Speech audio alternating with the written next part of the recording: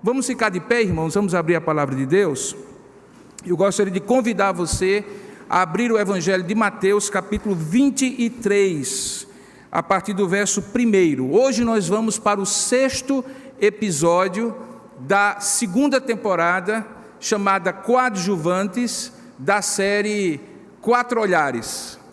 4 olhares são os 4 olhares de Mateus, Marcos, Lucas e João sobre a história de Jesus.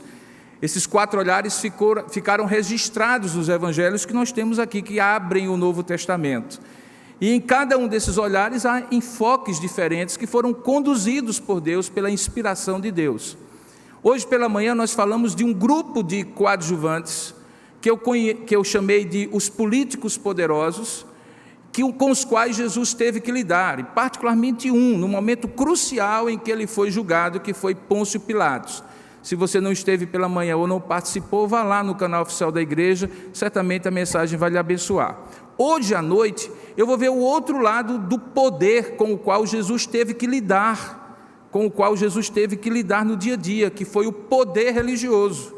E antes que alguém ache estranho, porque um religioso, num espaço religioso, falando eventualmente e denunciando eventualmente as falhas do poder religioso, o que nós entendemos é que Deus, sim, pode expressar-se, revelar-se por meio de um conjunto de rituais, de cerimônias, como Ele fez no Antigo Testamento e Novo Testamento, mas Deus não está preso à religião. A religião dele é a revelação que Ele fez na sua palavra e o relacionamento individual e coletivo com Deus por meio de Jesus Cristo. E é por isso que Jesus lidou com o poder religioso de uma maneira bem distinta e peculiar, e é preciso que a gente aprenda isso hoje. Vamos ler então Mateus capítulo 23, a partir do verso 1, e nós vamos fazer uma leitura um pouco mais longa, espero que vocês aguentem aí em pé. Diz assim a palavra de Deus: Então Jesus falou às multidões e aos seus discípulos: Na cadeira de Moisés se assentaram os escribas e os fariseus.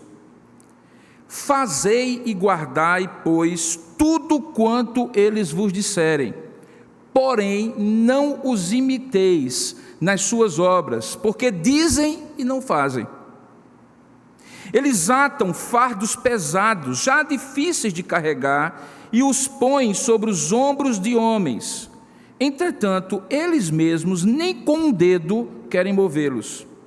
Praticam, porém, todas as suas obras, com o fim de serem vistos pelos homens, pois alargam os seus filactérios, alongam as franjas das suas roupas religiosas.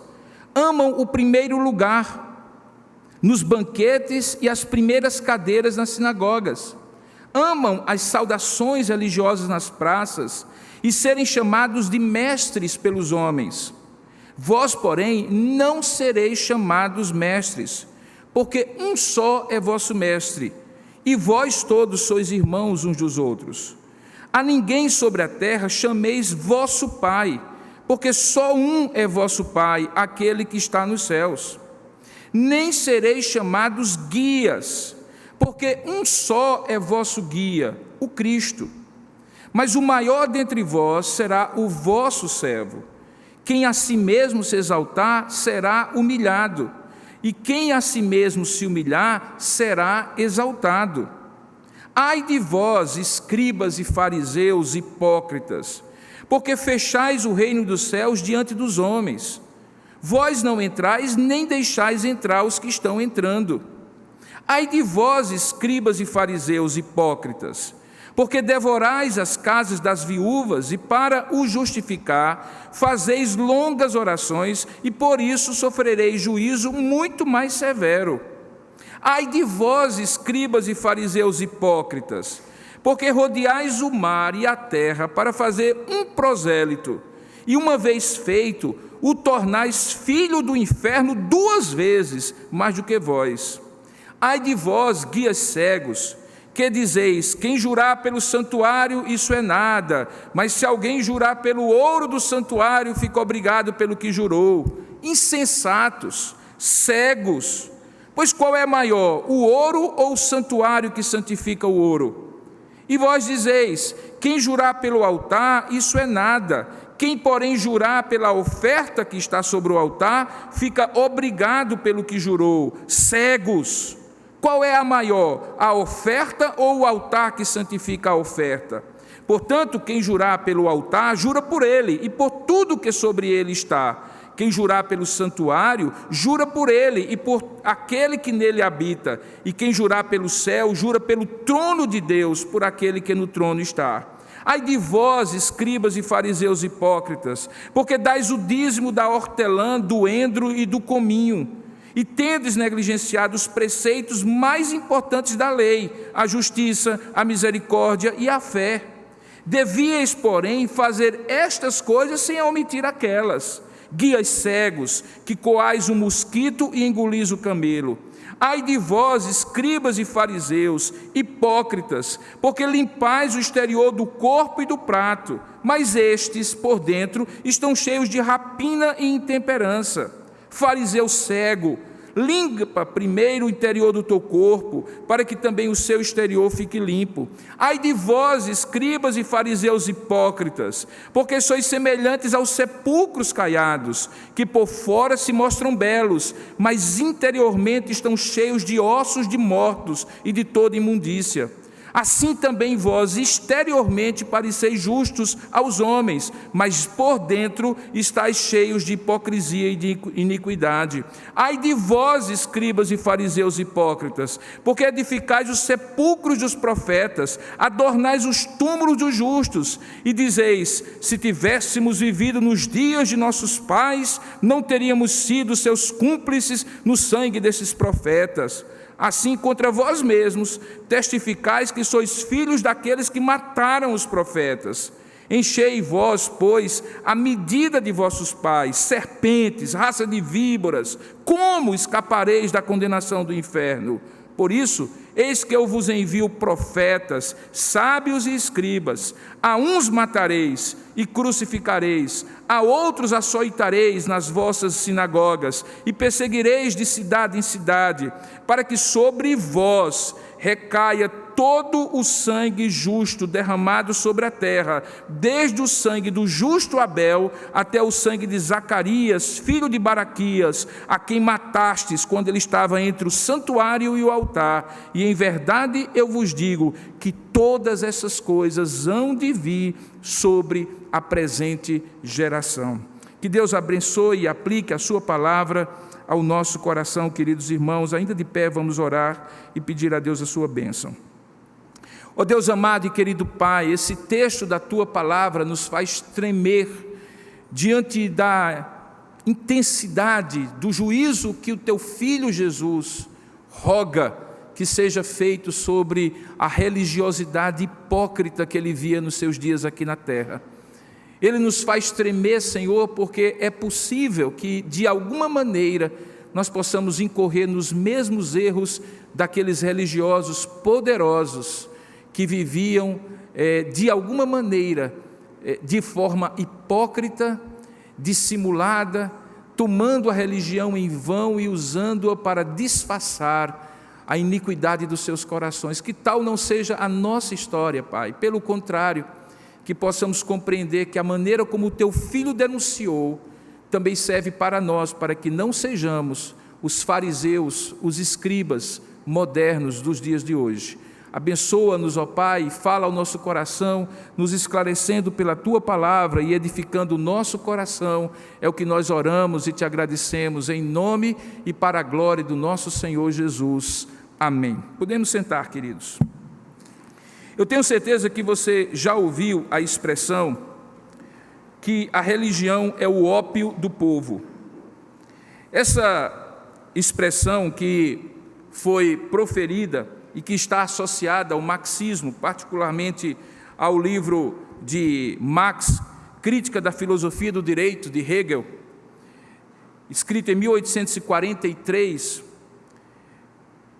que quer dizer, em outras palavras, que a religião, de um modo geral, como fenômeno social, como fenômeno cultural, entorpece a consciência da pessoa e, eventualmente, da sociedade, para que, uma vez entorpecida, ela não tenha aquela força e motivação para lutar pelo que seria mais justo, pelo que seria mais correto, pelo que seria a plenitude dos seus direitos como cidadão. Essa comparação da religião com o ópio, e eu entendo que você sabe que o ópio é uma substância entorpecente que é retirada, o óleo da papoula, que normalmente existe no Sudeste Asiático, e que é um entorpecente poderoso, inclusive causou já guerras, por exemplo, entre a França e a Indochina em tempos remotos. A ideia é que a religião, portanto, anestesia, e que seria usada pelos poderosos de um determinado momento da história, para que o povo jamais se levantasse contra o sistema que oprime este povo. Faz parte, portanto, de uma concepção de sociedade, de luta de classes na sociedade, típica do marxismo. Mas não foi Marx nem Hegel que usou essa expressão pela primeira vez. Ludwig Berne diz que, antes disso, que bendita seja a religião, veja a ironia da frase, que derrama no amargo cálice da humanidade sofredora algumas doces e soporíferas gotas de ódio espiritual, ao mesmo tempo que derrama algumas gotas de amor, de fé e de esperança. Antes disso, o Marquês de Sade diz: é ópio aquilo que faz você, como povo, tomar como que anestesiado por este sonífero, de modo que não sinta as feridas que rasga. A ideia por trás de todas essas citações que estão debaixo dessa frase, que a religião é o ópio do povo, é que não existe nada absolutamente bom em qualquer expressão religiosa. Em todas as expressões religiosas. É comum nos dias de hoje, quando alguém deseja xingar outro acerca de um posicionamento social, moral ou ético, que eu chamaria de mais conservador, dizer que a pessoa é um fundamentalista religioso, é um julgamento hoje.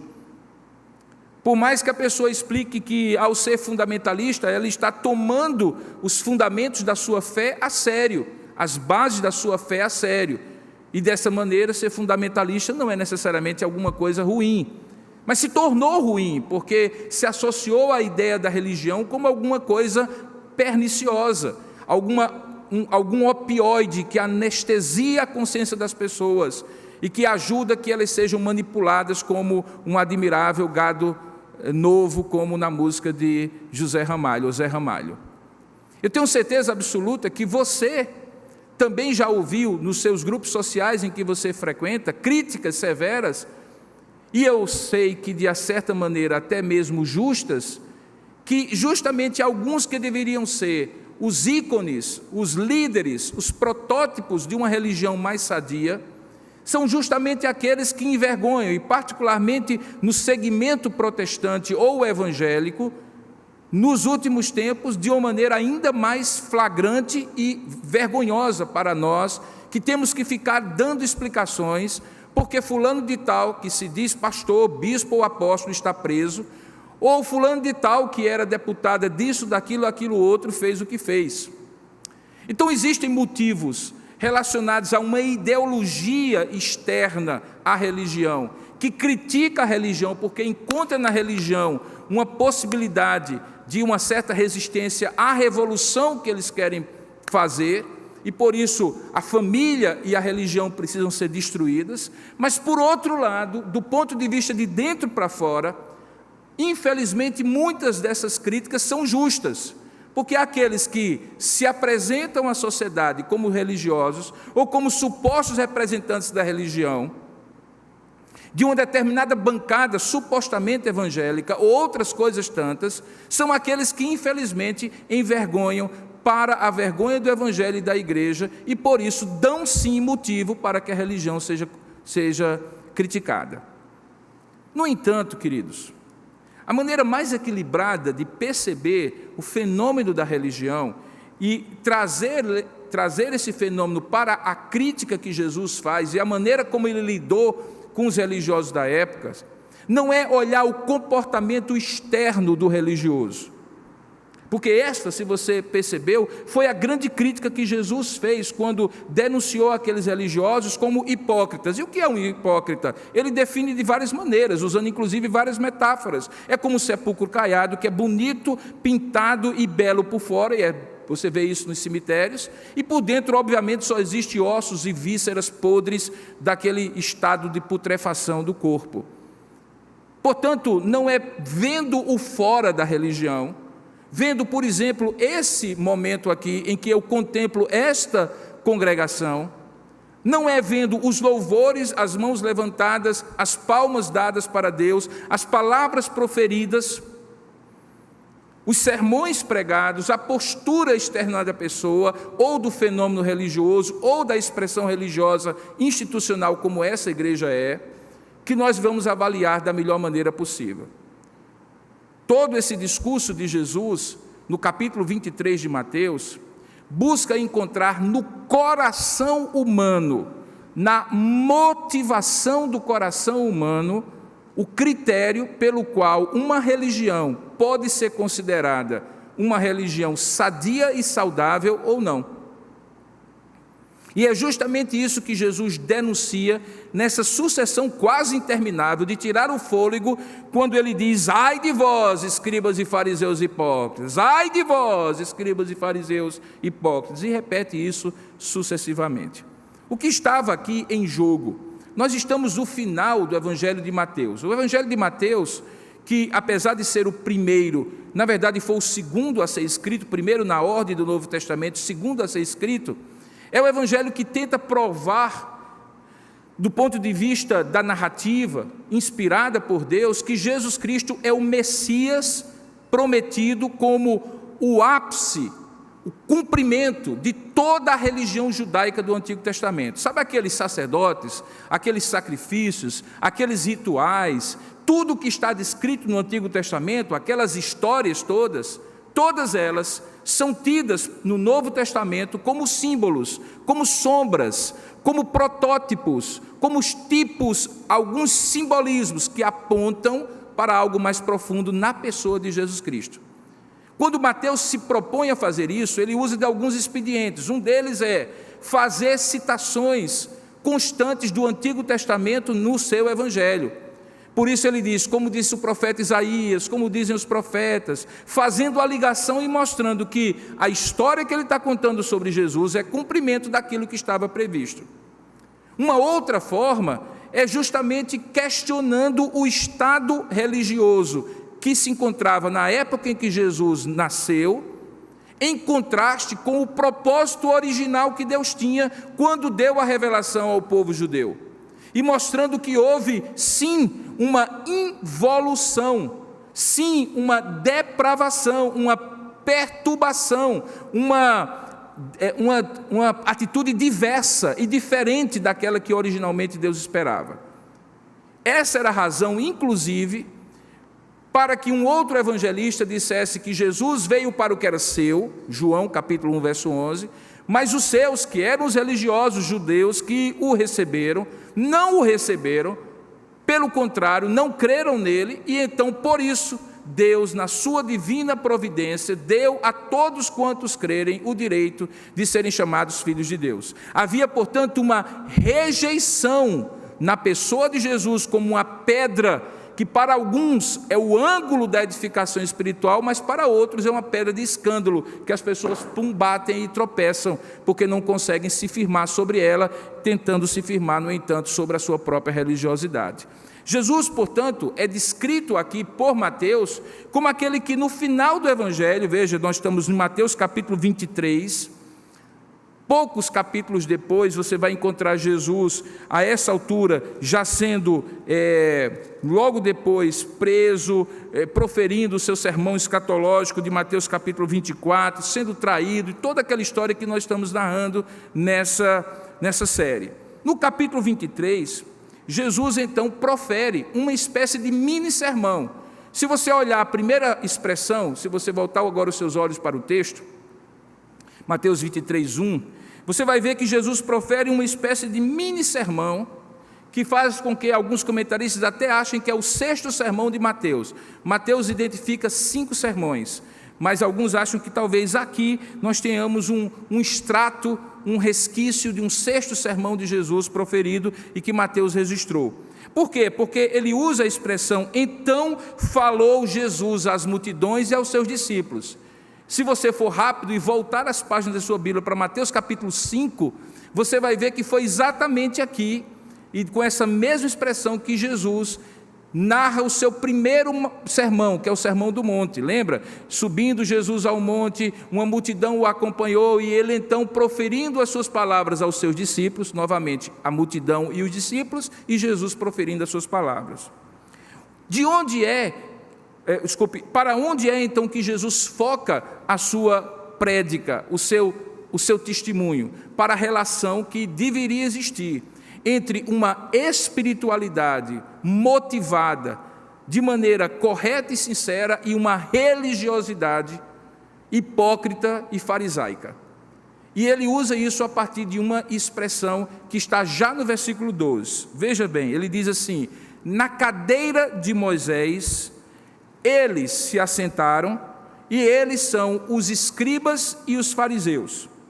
Nós conseguimos identificar cerca de 8 segmentos religiosos no Novo Testamento, que eram segmentos dentro do judaísmo. A gente fala de judaísmo da época de Jesus como se fosse uma religião única, mas mesmo dentro do judaísmo havia segmentos. Havia os fariseus, os saduceus, os essênios, os zelotes, os herodianos, os nicolaítas, os samaritanos e os escribas ou mestres da lei. Esses últimos poderiam ser também fariseus, mas eles eram caracterizados como uma espécie de função, que era o de ensinar a lei. Preste bem atenção que você vai entender, e é fácil. No templo, quem mandava era o sacerdote. Era ele que oficiava os sacrifícios, porque só ele podia oficiar, oferecer os cordeiros, fazer as suas orações e intercessões. Mas o templo só tinha em Jerusalém.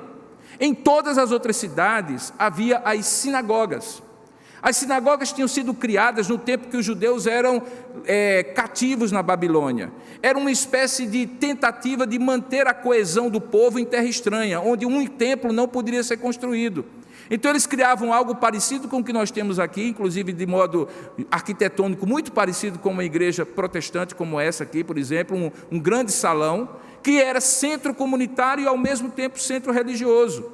E na sinagoga quem mandava eram os escribas e mestres da lei. Por quê? Porque não tinha sacrifícios, então eles abriam o rolo da lei e faziam uma doutrinação, como se fosse uma classe de escola bíblica. Não era um culto, não tinha sacrifícios. Eventualmente eles cantavam, mas não podiam oferecer o sacrifício. Portanto, os escribas e fariseus, que poderiam ser do grupo dos fariseus, que poderiam ser do grupo dos saduceus, os escribas e mestres da lei, eram aqueles que doutrinavam a igreja. Daí porque Jesus diz assim, na cadeira de Moisés. Essa expressão em latim, na Vulgata Latina de Jerônimo, é a expressão ex cátedra, que todos aqui eventualmente já ouviram falar, e que significa alguém que fala de um poder ou de um lugar de suposto poder de ensino, ou de suposta autoridade. Por exemplo, eu estou aqui falando ex cátedra. O púlpito da igreja, figuradamente, representa a opinião oficial dessa igreja sobre os assuntos. Por isso que a gente é tão criterioso em quem ocupa o púlpito. Não pode ser qualquer pessoa que fale como se estivesse falando em nome da igreja, porque é a opinião oficial da igreja. Um porta-voz de uma determinada autoridade também fala em nome daquela autoridade. Um catedrático de uma determinada disciplina ou de um determinado conteúdo ou área de conhecimento na universidade também fala ex cátedra. O que significa ex cátedra? Um lugar de suposta autoridade absoluta para falar determinadas coisas e posicionar-se de determinada maneira. Quando os escribas e mestres da lei sentavam na cadeira de Moisés, não era uma cadeira literalmente, era porque em cada sinagoga havia um lugar parecido com, algumas vezes, como nós temos Santa Ceia, ou em algumas igrejas mais tradicionais, onde já existe a mesa da comunhão fixa e definitiva, e existem cadeiras, aquelas cadeiras existiam na sinagoga, e uma delas era daquele que era o responsável pela sinagoga, o chefe da sinagoga. A gente tem, por exemplo, no Novo Testamento, o nome de um identificado, Jairo. Jairo era o chefe da sinagoga, e Jesus operou um milagre na família dele.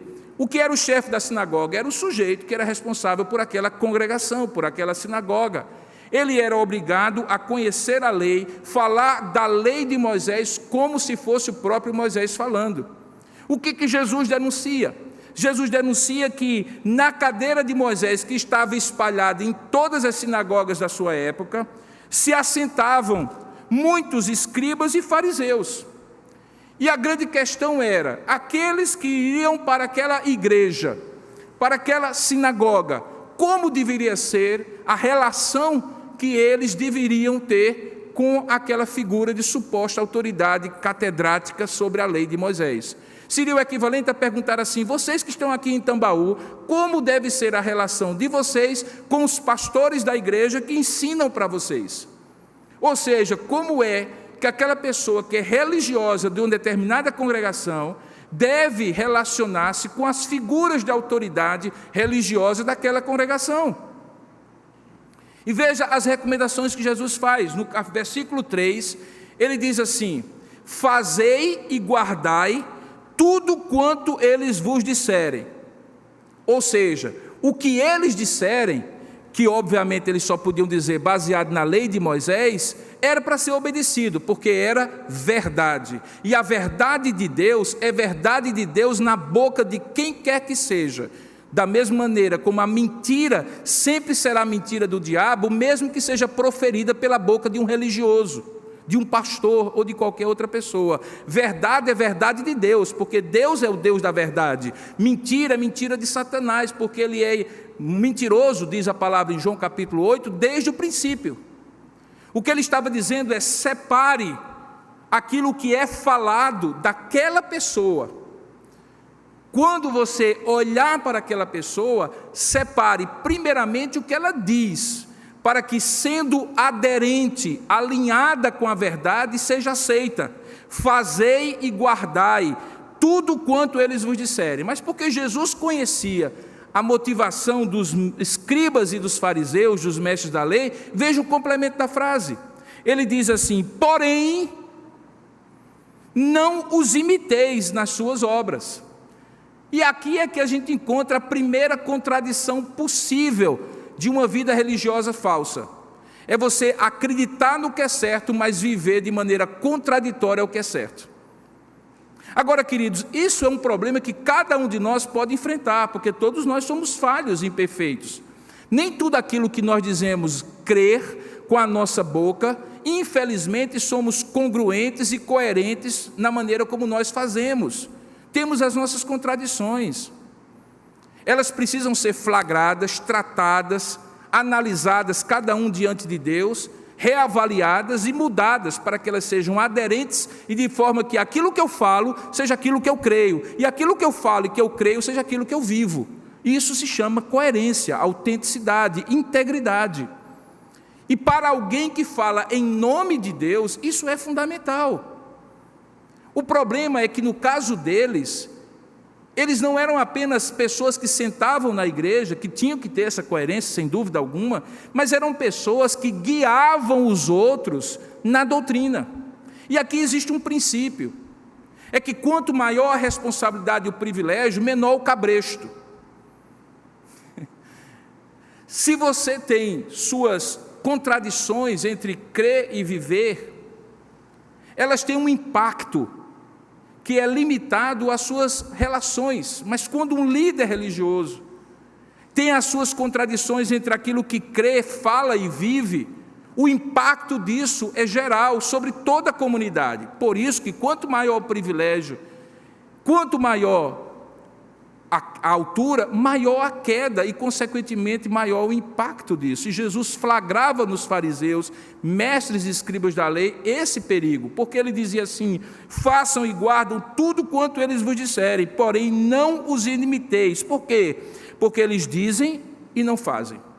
Então, a partir do verso 4, ele vai agora detalhar as contradições desse tipo de religiosidade. Por exemplo, em primeiro lugar, ele diz que é uma contradição entre aquilo que eu exijo de mim e aquilo que eu exijo dos outros, e que desemboca numa palavra chamada legalismo. Veja como fica claro, verso 4, ele diz assim: eles atam fardos pesados e difíceis de carregar e põem sobre os ombros dos homens, mas eles mesmos nem com o dedo querem movê-los. Ou seja, a regra que eu imponho ao outro não é a regra pela qual eu vivo. E o nome disso é legalismo. Legalismo é quando eu sou extremamente ácido e exigente sobre os outros e extremamente leniente e complacente comigo. O erro dos outros é crasso, precisa ser castigado. O meu erro pode ser entendido, compreendido, relativizado. Ora, irmãos, se isso é algo inaceitável entre irmãos, muito mais inaceitável é quando um líder religioso impõe sobre os outros aquilo que ele deveria fazer, mas ele mesmo não faz, porque ele é modelo, e nesse caso ele está modelando o legalismo, modelando a hipocrisia. Ele está ensinando como usar a religião como uma forma de atingir e obrigar os outros, mas desobrigar-se a si mesmo. E Jesus então denuncia isso como uma forma pela qual eles eram incoerentes. A segunda forma está no versículo 5.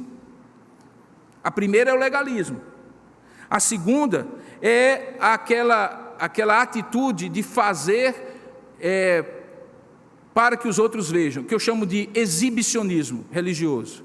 O primeiro é o legalismo religioso. O segundo é o exibicionismo religioso. Veja o verso 5, ele diz assim: praticam, porém, todas as suas obras com o fim, esse é propósito, a fim de que serem vistos dos homens.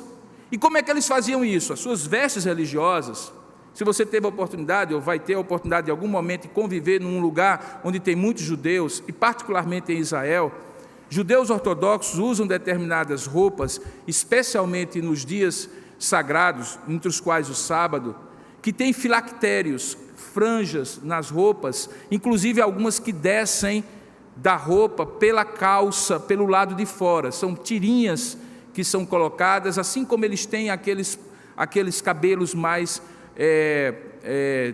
compridos na têmpora. Aquilo ali tem a ver com uma interpretação literal que era usada com frequência da lei de Moisés, que dizia que a lei do Senhor deveria estar na nossa testa, na nossa mente, era uma figuração, mas eles interpretaram literalmente. Deveria estar nas nossas mãos, deveria estar nos nossos pés. Então eles interpretam literalmente e fazem pequenas caixinhas de couro e colocam na testa para dizer que a lei está na sua mente. Colocam na mão, amarradas pelo braço, e você encontra isso no Muro da Lamentação, se você procurar a imagem na internet você vai ver, para dizer que as suas mãos, as suas ações práticas também estão voltadas e guiadas pela lei. E muitas vezes nas pernas também descem pedaços com pequenos escritos da Escritura do Antigo Testamento, para dizer que os seus passos caminham na direção da retidão e da justiça. Obviamente que quando alguém tinha somente um versículozinho aqui minguado, escorrendo na perna, ou somente num braço e não no outro, e outro tinha 4, 5, 6, 7, 8, 9, uma mega de uma caixa de couro, o tamanho da testa do sujeito, e assim por diante, todo mundo que olhasse diria assim: aquele é mais piedoso do que o primeiro. Olha só a expressão externa da sua religiosidade. Mas religiosidade não se avalia pela expressão externa.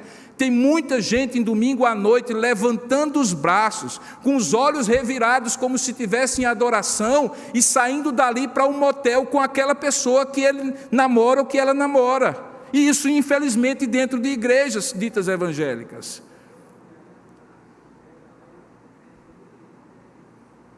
Há muita gente que vai eventualmente ocupar, espero não essa plataforma aqui da igreja de Tambaú, mas outras tantas, que no domingo à noite vão expressar louvores com a Bíblia deste tamanho, debaixo do braço de Genebra, com todos os comentários de um bom calvinista reformado, mas amanhã vai fazer um negócio mal feito, enrolando e enganando uma pessoa na sociedade. Porque o exibicionismo externo de religiosidade não garante piedade cristã. E Jesus flagrava isso. E você entende agora por que é que os religiosos da sua época o odiavam. Porque enquanto toda a sociedade aplaudia e dizia, esse é um homem piedoso, Jesus olhava o coração e dizia, isso é só exibicionismo religioso. E só Jesus podia fazer isso. Porque Jesus é o critério que julga a religiosidade da pessoa. Só Ele tem esse olhar penetrante, profundo e justo. Eu não tenho. Eu posso olhar alguém e dizer assim, essa pessoa quer aparecer demais. E nos tempos de subcelebridades virtuais que nós encontramos hoje, em que cada um faz um vídeo mais mirabolante, prega de um jeito mais mirabolante, invente cada história mirabolante para conquistar seguidores, é muito fácil eu cair no erro de julgar essas pessoas. Talvez elas sejam apenas estapafúrdias demais, histriônicas demais. Mas também pode ser que não, pode ser que se enquadrem exatamente aqui, que praticam, porém, as suas obras com o fim de serem vistos dos homens, pois alargam os seus filactérios e alongam as suas franjas. Religiosamente se exibem também quando amam o primeiro lugar, e ninguém aqui fique, por favor, ofendido, porque eu não estou falando de vocês aqui, viu? Eu sempre, quando prego desse texto, eu fico pensando assim, eu acho que a pessoa da primeira fila vai dizer assim, o pastor resolveu me pegar para Judas hoje, e vai falar de mim. Não necessariamente. No caso deles, era assim, eles entendiam que quem estava na frente era mais importante do que quem ficava para trás. Então o sujeito que se achava líder religioso e mais piedoso, ele vinha logo para as cadeiras da frente, para que todos olhassem e dissessem assim, ali estão os líderes. Sinceramente, é algo muito semelhante ao que eu vejo em algumas congregações, quando as pessoas mais supostamente religiosas compõem verdadeiras filas de cadeiras, de obreiros, de apóstolos, de bispos, de pastores, e há um verdadeiro séquito aqui na frente, como se houvesse um clero e um povo, o clero e os leigos, alguma coisa muito parecida com a Igreja Católica Apostólica Romana, e que não é bíblico. Todos nós aqui, eu sento naquela cadeira, o pastor Tiago senta naquela cadeira, os presbíteros sentam naquela cadeira, e só sentamos nessas cadeiras aqui, como oficiais para ministrar a Santa Ceia, porque existe um sacerdócio universal dos crentes que faz com que um pastor seja ovelha crente do mesmo jeito que vocês, apenas Deus o chamou para ministrar a palavra. Perceba, porém, que Jesus flagra o exibicionismo no lugar onde eles queriam sentar, na roupa que eles usavam e nos títulos que eles davam uns aos outros.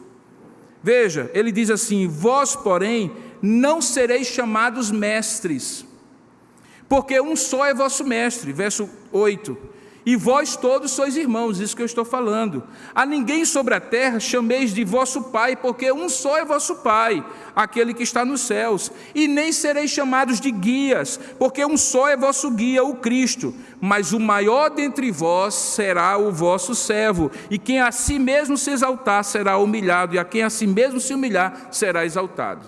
Então veja, Jesus diz que eles viviam a incoerência de sentar na cadeira de Moisés, ensinar a verdade, mas não viver a verdade, que o povo deveria fazer e guardar o conceito, o ensino e viver a vida com Deus, mas não deveriam imitar as suas obras, porque nas suas obras eles eram hipócritas, diziam e não faziam.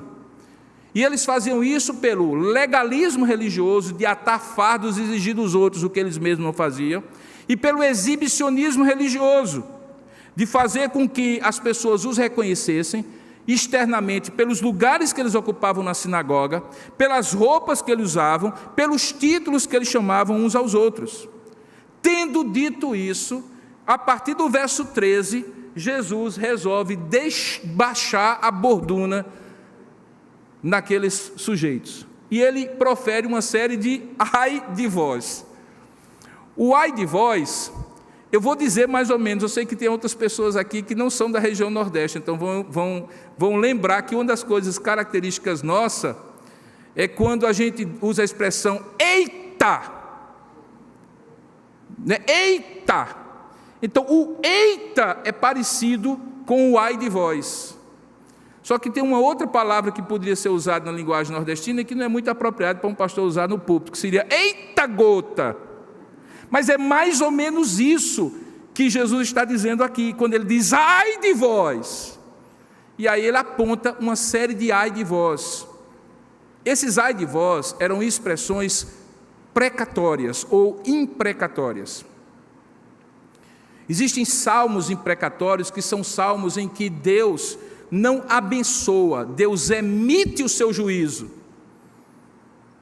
Deus profere uma maldição pela desobediência, pela incredulidade, pelo coração duro de determinadas nações, de determinada parcela do povo de Deus. E aqui Jesus resgata essa expressão, e o meigo nazareno, o amoroso nazareno, o Jesus que é amoroso e de fato nessa hora é tomado pelo zelo divino, porque, queridos, o que estava em jogo era como Deus iria ser visto por meio desses religiosos, porque a questão é essa, você está entendendo?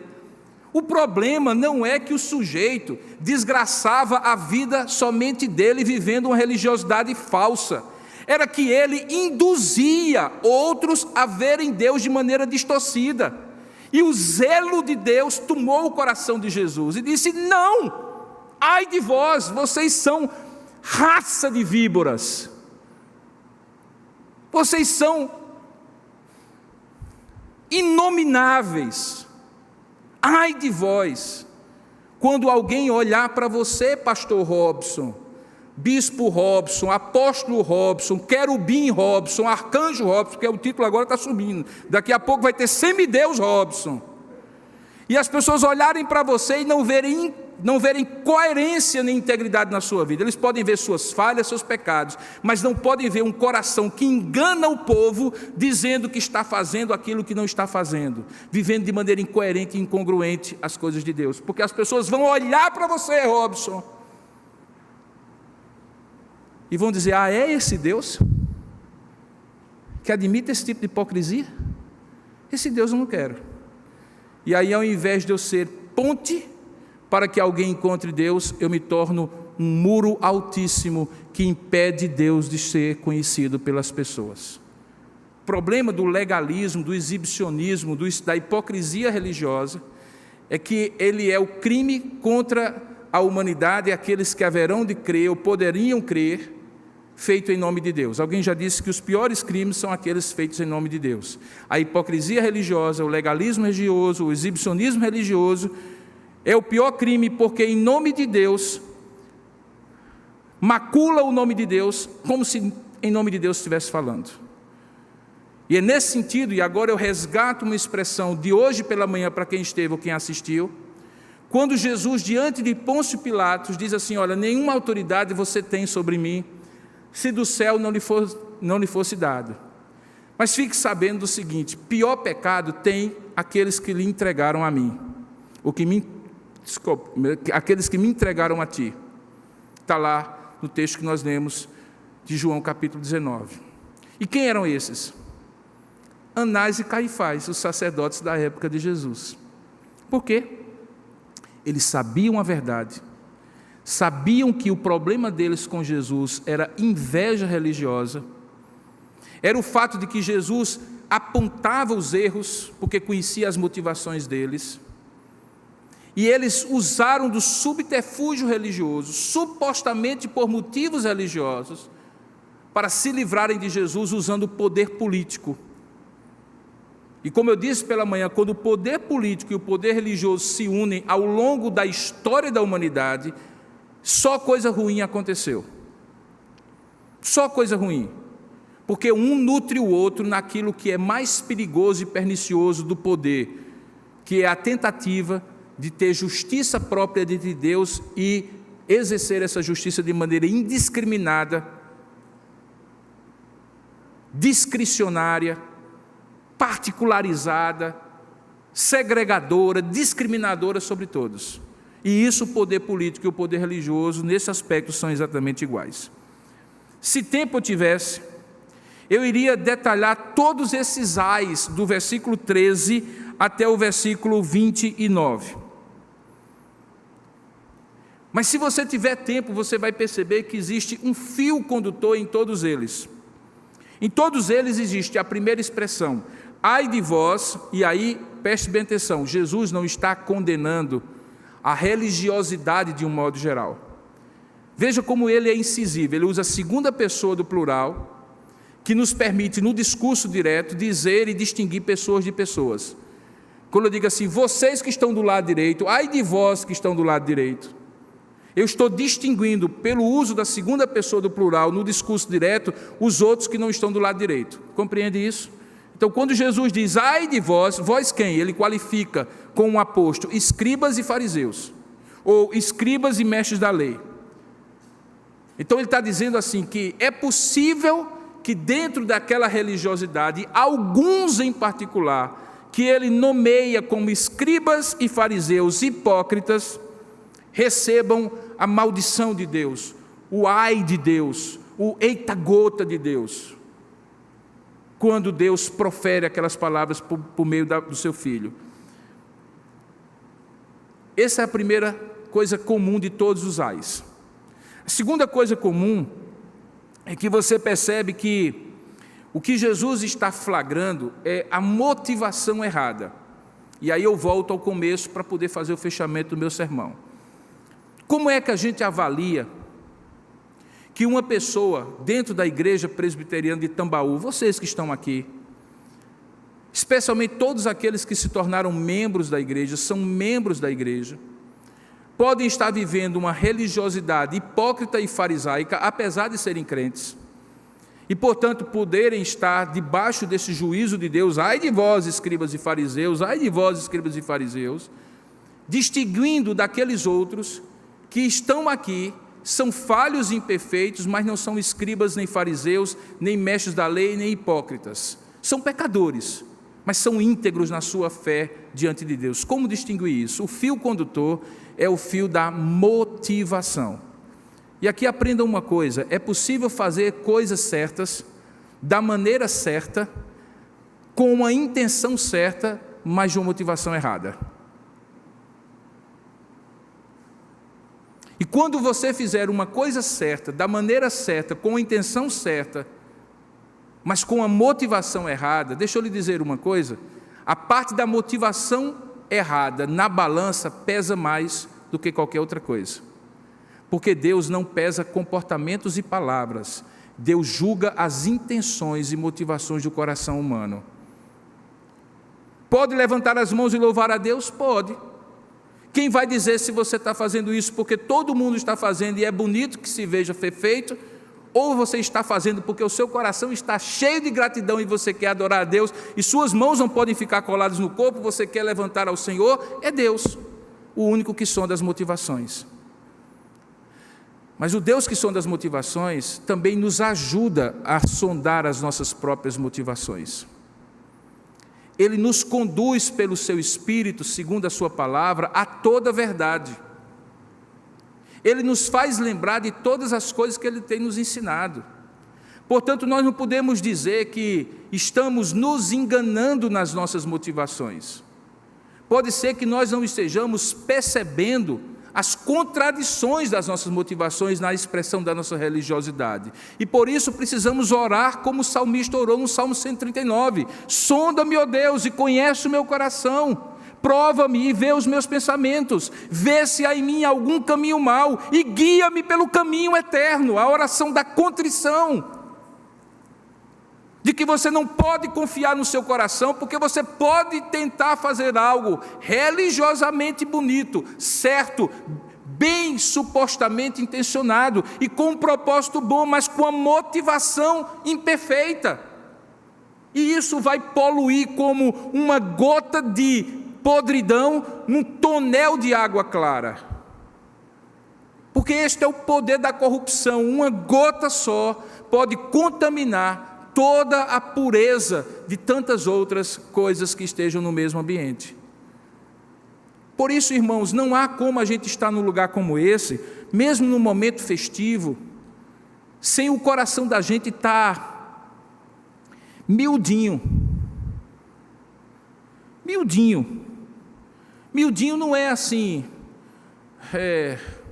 disperso, sem saber o que está acontecendo. Não, miudinho é assim: meu Deus, eu estou aqui, eu estou na tua presença, o Senhor está vendo tudo, tudo.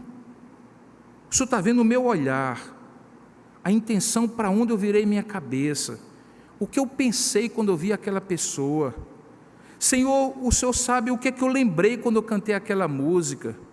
Senhor, tu sabes por que eu fiz isso, para dar qual tipo de impressão a quem estava ao meu lado, por que eu respondi daquela forma àquela pessoa. Irmãos, quem está na presença de Deus e no povo de Deus, no culto de Deus, não pode ter uma religiosidade que não seja contrita e quebrantada diante de Deus todo o tempo. Todo o tempo. Não é ficar feito uma catacumba assim todo, não, tá feliz sim, alegre sim, louvando ao seu Senhor sim, mas dizendo assim: meu Deus, será que eu estou sendo sincero no que eu estou falando? Essa palavra que eu estou ouvindo aí, essa palavra que eu estou ouvindo está realmente decantada no meu coração? Eu estou achando só bonito porque o pastor está pregando? Eu consigo entender que isso vai impactar a minha vida amanhã de manhãzinha quando eu acordar, porque eu me fiz lembrar por essa palavra que determinada atitude que eu tenho tomado está errada e eu vou precisar mudar. Ou então eu vou estar fazendo aqui o culto só porque é costume, eu faço isso, eu oro, depois eu canto, eu levanto, eu fico sentado, eu sei que o pastor vai fazer isso, aquilo, outro, tal, exatamente como os escribas e fariseus. Vê também que Deus sonda essa motivação. Então você percebe que Jesus distingue mesmo entre os religiosos, aqueles que são hipócritas e aqueles que são simplesmente falhos.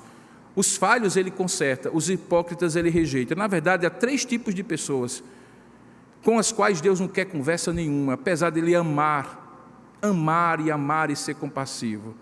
E eu vou dizer para que você possa fazer o seu tiquezinho e saber se você é uma das 3, porque se você estiver sendo uma das 3, mude, peça a Deus a transformação. Deus resiste aos soberbos, diz a palavra, mas dá graça aos humildes. Resistir a Deus não quer nem saber do soberbo, do autossuficiente.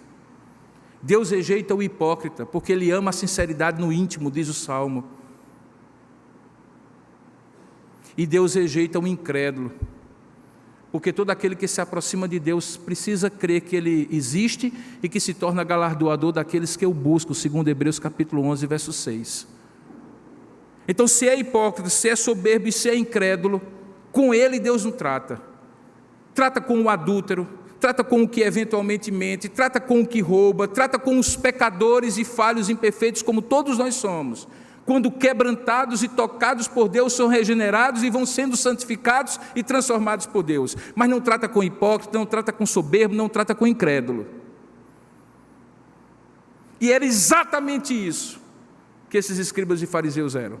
Sabe por quê, irmãos? Porque existe uma possibilidade, e esse é que é o ponto final que eu quero enfatizar, que uma religiosidade seja uma religiosidade ateia. Espera aí, pastor, espera aí. Como assim? Como assim? Religião pressupõe que alguém crê em Deus. Como é que alguém pode ser religioso ateu? É porque existe o ateu teórico, que é aquele que concebe intelectualmente que Deus não existe. Mas existe o ateu prático, e esse é mais perigoso do que o ateu teórico. E se tem alguém que tem vocação para ser ateu prático, é um religioso como os escribas e fariseus, hipócrita como eles eram. É aquele que crê que Deus existe, mas vive como se Ele não existisse. Ele pega Deus, coloca dentro de uma caixinha e só abre na igreja, na hora do culto, para fazer as coisas religiosas.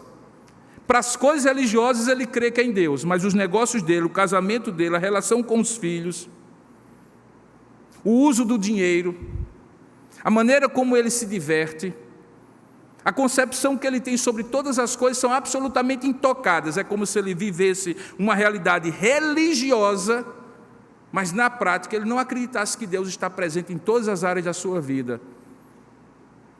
E muitos desses escribas e fariseus faziam isso, e é justamente esse o aspecto que Jesus coloca. Olha só como Jesus coloca algumas coisas interessantes. Ele diz assim, olha só, verso 14: vocês escribas e fariseus são muito hipócritas. Obviamente que ele não disse nesse tom, eu estou amenizando.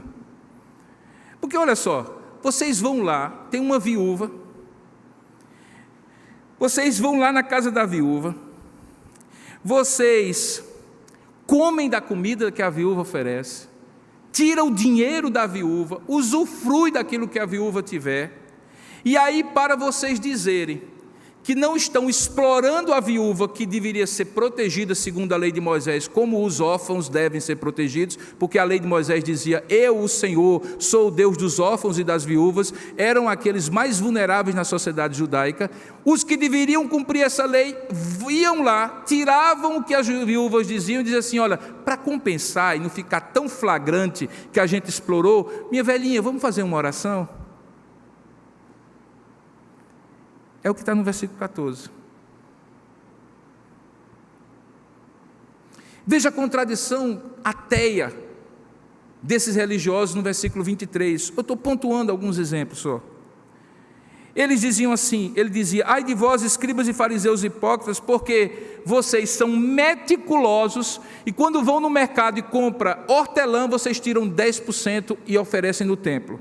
Quando vocês compram endro e cominho mesmo, cominho de colocar na comida, eles eram tão legalistas que quando eles compravam 1 quilo, eles pegavam 100 gramas, separavam e davam lá no templo como oferta. E esse ato religioso de cumprimento irrestrito da lei do dízimo, no entanto, não era acompanhado de alguma coisa muito mais importante. Ele diz assim: no entanto, vocês negligenciam os preceitos mais importantes da lei, que são a justiça, a misericórdia e a fé. E aí Jesus aponta com aquela velha frase que todos conhecem: vocês coam o mosquito e engolem o camelo. Veja, tudo isso aqui é descrito como uma religiosidade falsa. Eu entendo, irmãos, que nos dias de hoje, talvez eu seja mal interpretado, os candidatos naturais a serem hipócritas, escribas e fariseus são os crentes, nós. E eu vou explicar por quê, com todo respeito às demais religiões. Porque somos nós que dizemos ser povo escolhido. Somos nós que dizemos que fomos salvos em Cristo. Somos nós que dizemos que vivemos num padrão ético que é vindo de Deus. Somos nós que dizemos e proferimos com os nossos dedos longos os erros da sociedade. Somos nós. Quando as pessoas criticam os crentes, eu costumo dizer assim: de que vocês se queixam? Foram vocês que estabeleceram esse padrão tão alto que as pessoas esperam de vocês aquilo que vocês dizem que creem. Outros credos religiosos, eventualmente, dizem assim: não esperem muito de mim. Nós é que dizemos: esperem muito de mim, porque eu sirvo ao Deus vivo, da maneira correta, de acordo com a revelação da palavra. Portanto, eu crio expectativas. E aí eu caio na armadilha, irmãos, de que porque eu crio expectativas, mas se eu não viver autenticamente a minha fé, eu fico mais preocupado que as minhas expectativas sejam vistas pelos homens, para que eles não flagrem as minhas contradições, do que de fato eu viver para Deus e para a glória de Deus diante da face de Deus. O que seria muito mais simples. Você percebe como seria muito mais simples que a única pessoa que você se preocupasse em sondar o seu coração e ver o seu comportamento fosse o seu Deus?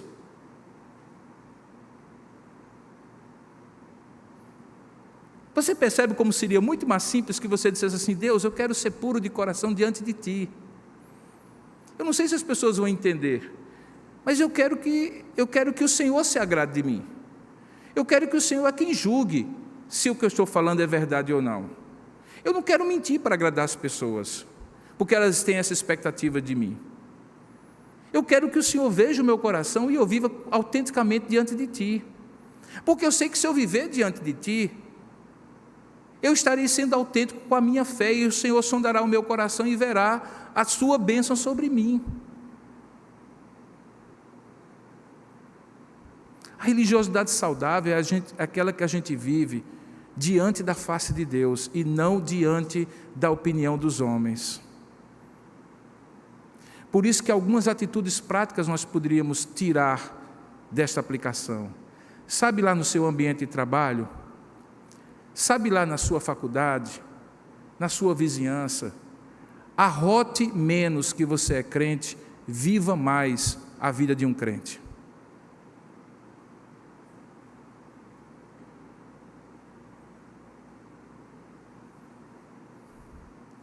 Porque você vai conviver com essas pessoas.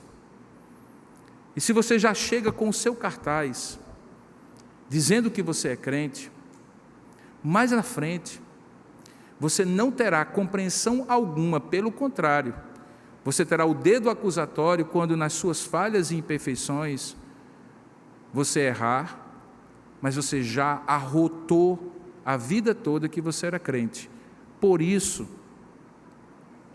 quando a gente se converte numa família que não é crente em Jesus Cristo, um dos equívocos mais fáceis que nós cometemos é, no nosso entusiasmo de novo convertido, arrotar que agora nós somos crentes transformados e somos diferentes. Espera um pouco. Deixa Deus ir trabalhando na sua vida e no seu coração para que as suas boas obras, suas atitudes concretas, falem por você mesmo. E quando elas falarem por si mesmo e provocarem a curiosidade, a sede das pessoas olharem e dizer, tem alguma coisa diferente ali, você possa dizer, não é nada a ver comigo, tem tudo a ver com o Cristo que eu tenho no meu coração. E aí a oportunidade de pregar o Evangelho se estabelece para você. Lá no emprego, na faculdade, ou em qualquer outro grupo social, procure viver mais a fé, falar da fé, baseada naquilo que você vive.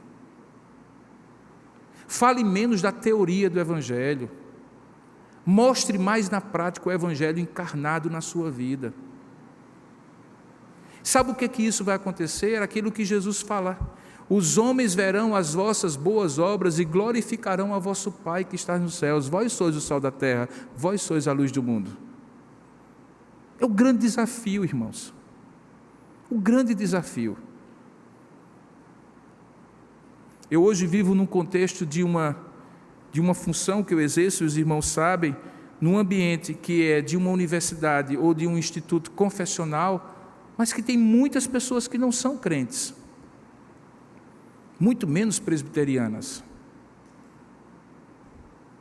E a grande questão não é quão bonito é a confessionalidade cristã reformada naquela universidade, os documentos, os pronunciamentos, as devocionais, os cultos e as cerimônias.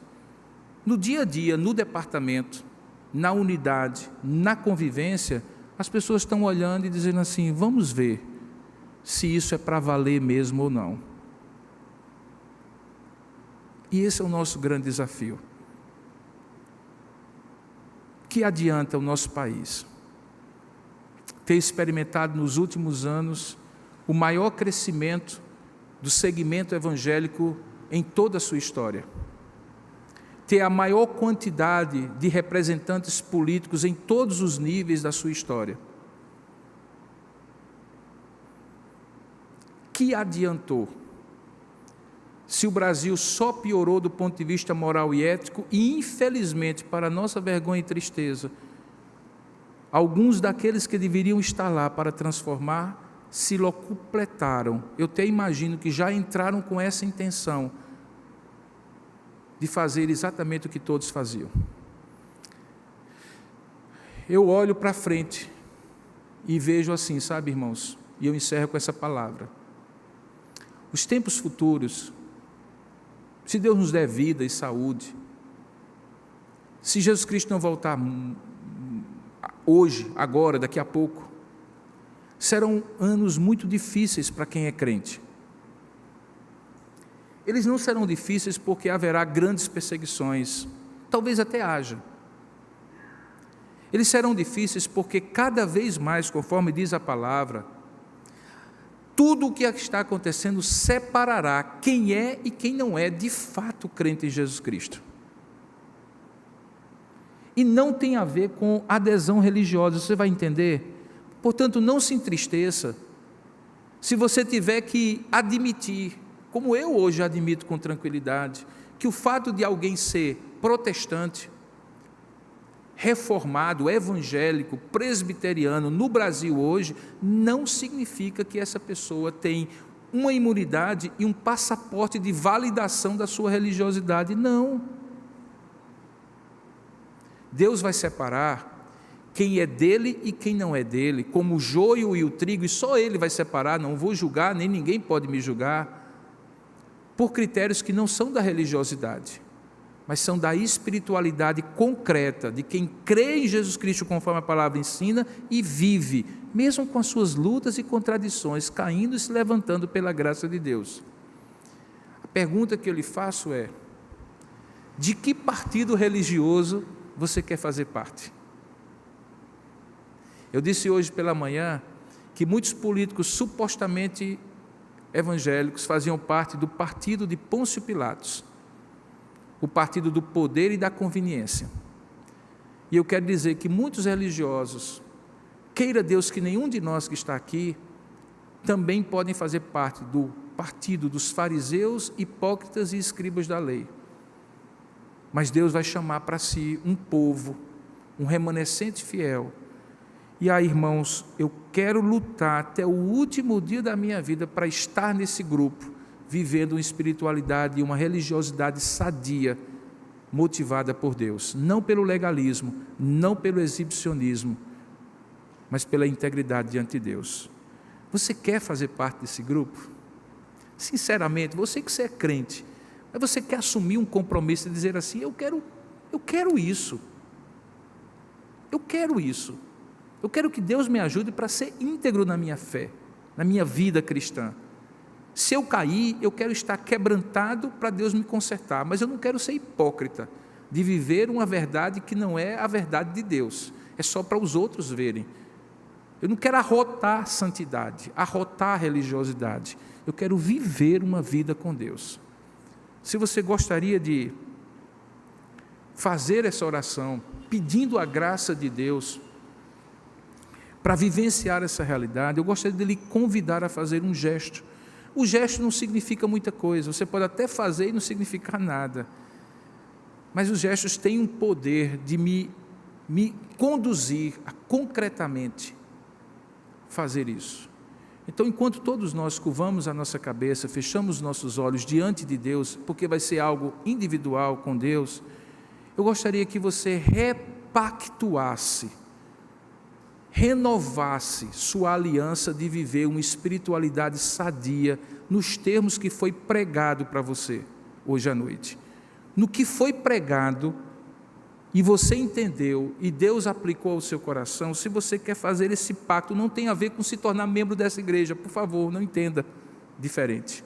Tem a ver com você e Deus viver uma vida diante dele santa, íntegra, como um verdadeiro homem e uma mulher de Deus. Se você quiser fazer isso, enquanto todos estão com a cabeça curvada e olhos fechados, fique de pé onde você está, nós vamos orar juntos. É uma repactuação que você faz diante de Deus. Se você pensa que o gesto em si diz muita coisa, diz, mas só se ele tiver revestido de um compromisso real diante de Deus. E por que público? Porque isso precisa trazer para você o compromisso da aliança que você quer fazer com Deus, da renovação da aliança que você quer fazer com Deus, para que todos possam ver e perceber que esse é o seu compromisso diante de Deus, mesmo que você tenha todas as suas lutas e dificuldades para praticá-lo. Eu não estou pedindo que você prometa que vai fazer, eu estou dizendo que você se comprometa a fazer diante de Deus, se essa palavra trouxe ao seu coração aquilo que você realmente precisa fazer diante de Deus. Então vamos orar diante do Senhor. Se você quiser fazer, pode fazer agora. Senhor, nosso Deus e Pai, quantas vezes na Tua palavra o Senhor derrubou o homem para poder levantá-lo? Quantas vezes o Senhor abateu o homem para poder levantá-lo? Quantas vezes o Senhor nos mandou na tua palavra nos submeter humildemente ao teu jugo, com o rosto em terra, comendo pó da terra, humilhados, porque merecemos assim estar diante do Rei e Senhor do universo. Mas quantas vezes outras o Senhor disse: levanta-te, ó homem, eu quero falar contigo. Levanta-te, ó geração, desperta, ó tu que dormes. Todos os verbos que o Senhor queria que nós nos posicionássemos diante de ti e diante do mundo, como servos teus, reconhecendo e carentes da tua graça para viver aquilo que nós cremos. Eu me coloco agora diante de ti, Senhor, de pé diante desta igreja que o Senhor me dá o privilégio de pastorear há 20 anos. Eu quero te agradecer, ó Pai, pelo privilégio de poder ministrar a tua palavra. Tu sabes como minhas pernas tremem, o meu coração se abala, a minha boca seca, quando uma palavra como essa vem ao meu coração para eu compartilhar com as minhas ovelhas, o teu povo que o Senhor me confiou. Porque eu sei, ó Deus, as minhas contradições. Eu sei o quanto essa palavra fere o meu coração, primeiramente, antes de ferir o coração das minhas ovelhas. E com elas eu me coloco de pé, Pai, pedindo: Senhor, dá-nos um coração íntegro diante de ti. Como teu povo, independentemente de sermos pastores, presbíteros, diáconos, povo de Deus, como teu povo nesta geração, diante do caos social, diante das acusações, muitas vezes justas, da sociedade, em relação à nossa fé, não aquilo que cremos, mas aquilo que não vivemos, nós como teu povo, clamamos a ti, ó Deus, que o Senhor não diga sobre nós: ai de vós.